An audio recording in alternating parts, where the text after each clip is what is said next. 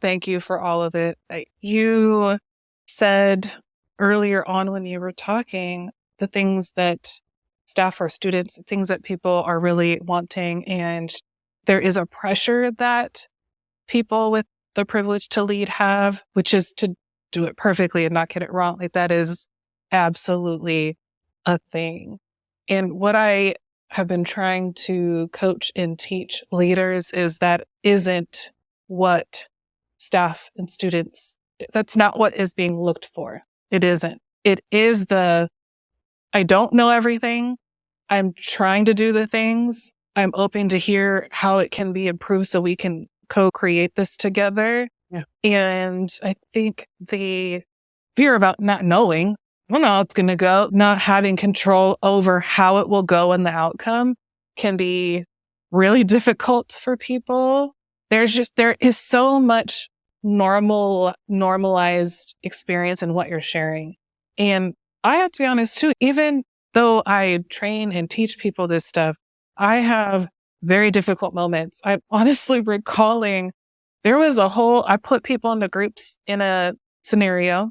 In one group, I don't know what happened. One person left the room and I was really confused. I had no idea what happened and tried to assess the situation. And I really felt, I really felt that I have no idea what's going to happen. Not even sure what to say, but I can't just sit here. A whole dialogue. I can't just sit here. If I sit here, then what does that say? Everyone else noticed. It was a whole thing.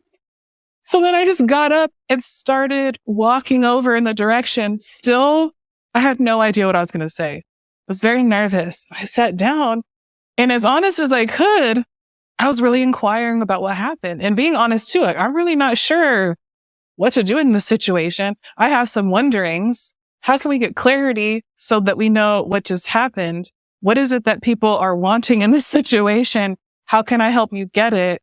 Once I'm in it, I think I can ask questions, but there is a reality of even someone who teaches people to do it. I have my own moments of, I would rather avoid this right now. I really would rather avoid it. And I'm certain I choose to avoid it times two. I'm not going to act like I speak on everything. When you were talking though, this is the one that just really lifted up because I did it and I had no idea what I was doing. It went fine. It didn't end with everybody feeling their best, but it ended with it was talked about and there's some idea of how everybody felt. And also because this is in a wider space, we also communicate things to people in larger spaces, even if they weren't involved, because they are involved. They're in the space too. I felt very aware that if I didn't say something, I'm actually communicating another thing to everybody else. That felt dangerous to me. Yeah. Yeah. Yeah. And what you just said about when you don't communicate something, right? That's exactly what happened to me.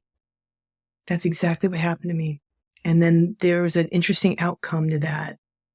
And I look back at that now and I'm like, see, that's not what I wanted to have happen because of the power dynamic in my class, because I'm the teacher, right? The people that wanted to talk about this issue, the thing that was making them upset about this film or this video, they decided to, or one decided to silence themselves for the rest of the class. And I'm thinking the outcome I really wanted. I look back at this and I really, again, appreciate the space because I was in a training once and I heard this expression about there's no expiration date when you can do a do-over. So even though that happened, like I can't go back to my class now, it's done, right? But I'm learning, be open to the learning and then think about, okay, if this happens again in a group setting and hopefully the next time I'll be more brave. Like I can always go back to something that didn't land well or I didn't facilitate well. At least acknowledge what happened the last time, right? So that people will go, okay, she realized it. Because otherwise it creates a barrier. People are like, oh, I don't know if I can trust her. She's not a safe person for me because she didn't acknowledge the obvious elephant that's there, right? Yes, that is. And this is why I'm saying there's so much similarity in higher ed and in organizations. It's very much the same. And you're right. The things that we communicate when we don't say are pretty strong. It's the same thing that we tell. Okay, my mind's going in a lot of places. It's this parallel process because leaders in organizations will ask staff to do something with clients or customers that they are not willing to do with staff. It is the same thing that as people teaching students to do something with clients really struggle doing it themselves with students. It's the same.